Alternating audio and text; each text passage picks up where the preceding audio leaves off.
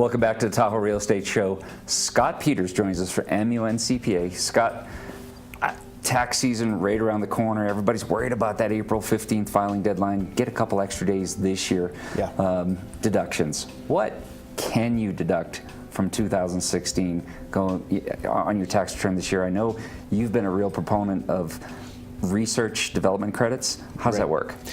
So you have two components. You have a business tax return and you have your individual tax return. So anyone who has a business, whether it's a sole proprietorship or a partnership or S corporation or C corporation, the business side of credits, there's a lot out there. So in one of the biggest credits that goes unused is the research and development tax credit.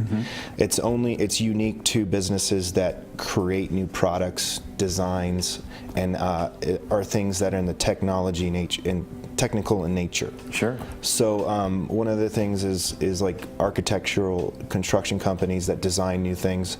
If you create a product like a widget or something, you're inventing a product. All that time and effort that goes into developing the product up to mass production, from that point below, from the beginning to that point of mass production, can be considered part of the QREs, which is qualified research expenses, which a lot of times can create a big tax credit. All right, so what are some of the big no-nos in terms of deductions? What do you see people that, typically they say, oh yeah, I'm gonna deduct this, and they probably shouldn't be.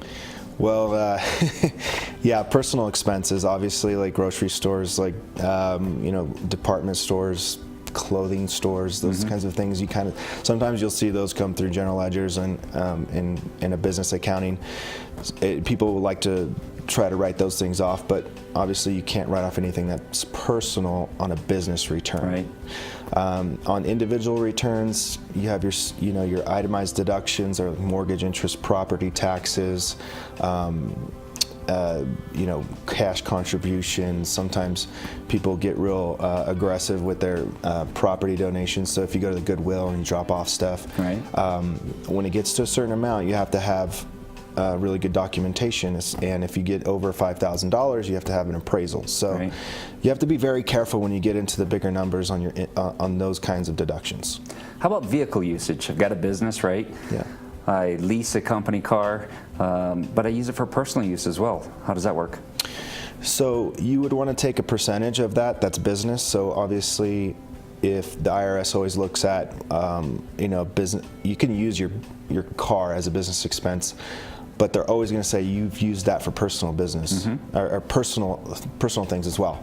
And so that's just kind of a reasonable assumption. And so you always want to take out a percentage as personal. Okay.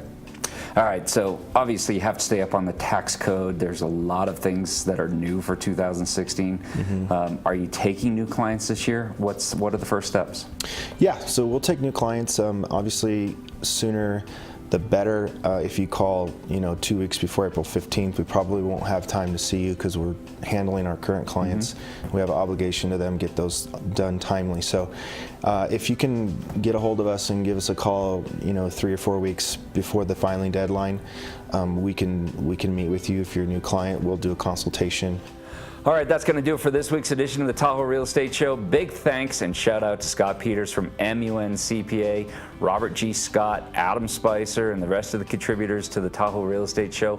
We'll see you next week.